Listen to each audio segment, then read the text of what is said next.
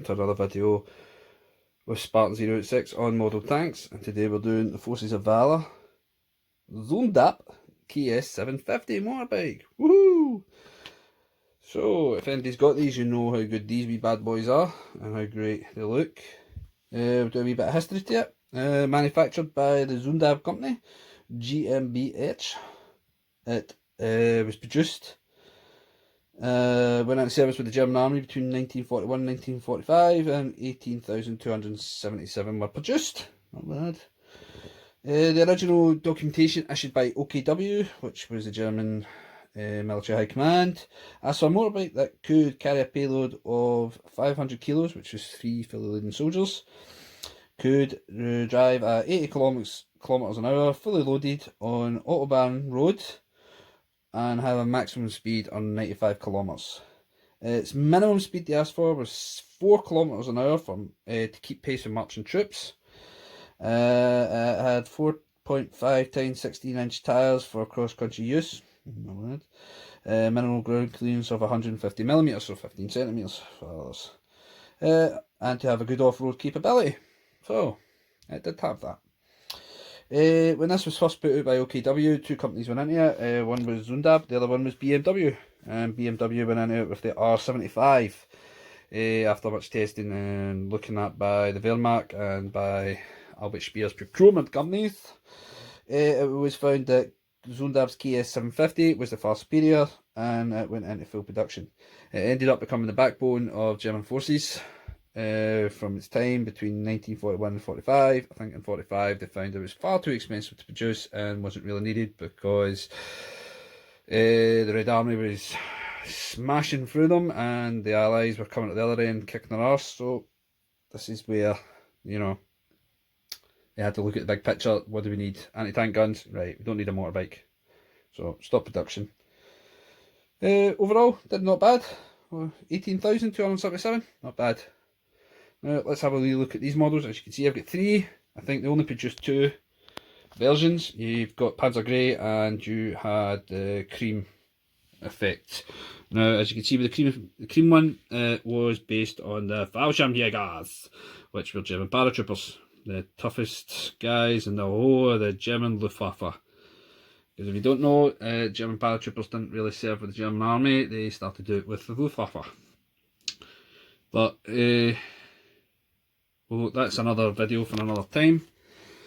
We'll get into that. Overall, model, brilliant. Absolutely brilliant. These were very early ones, so there was a lot of weathering effect done to them. Rustic effect, the guys look great. There was a wee bit of history to the vehicles, obviously. You've seen it's not the same kind of, same old troops, same old cargo. Obviously, you see, as I said, Fallschirmjägers.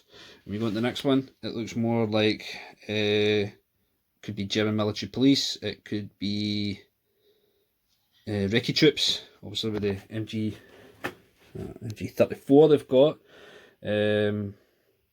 mounted on the front, which I don't think the other ones had. Let me double check, because when I bought these I didn't have the mountings for the MGs, but I'll double check that. If I do, then I'll get them on, put them up. As well, as you can see, the driver's got his Mauser mounted across his back. It's got the trailer connected up. That was another thing I was going to say. If you watch the Willis Jeep video, you'll notice that one of the Jeeps had a trailer for itself. With the later versions, I think they kind of lost the plot. They made it as difficult as possible to connect things without breaking them. With the Unimax, this early version, it was just a kind of clip, not even a clip on, it's just a slide on. I think it was a lot better to do it like that. Maybe it's not historically accurate, but I think that's a lot better way to do it. It saves that kind of chance that you might break your models when you're doing them. As you can see, models look fantastic. A lot of effort was put into them. It wasn't a slapdash job. You can see the differentiation colours in the engine, between its blocks, motors, etc. The wheels, you can see mud effects around the axles, around the tyres. Obviously the brakes, accelerators, you can see them very well.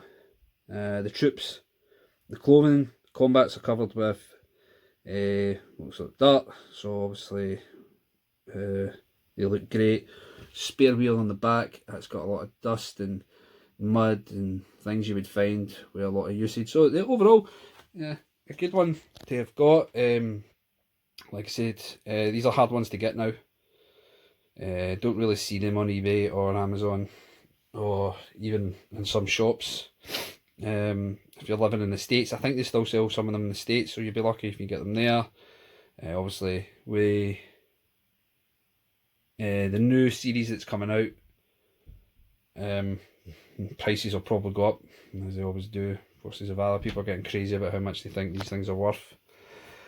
But overall, it's a good model done by Forces of Valor. I hope they bring out another selection of these. And maybe take the time to do it like they have between these two. Obviously, it just looks fantastic. If you do have them in collections, bravo. If not, wish you the best of luck to get one. Overall, great wee vehicle, great wee one to have. Again, hit the subscribe button, hit the like button, and if you just want to see, put it down in the comments. I'll happily look it out and get a video up for you. Until the next time, take care now. Bye bye.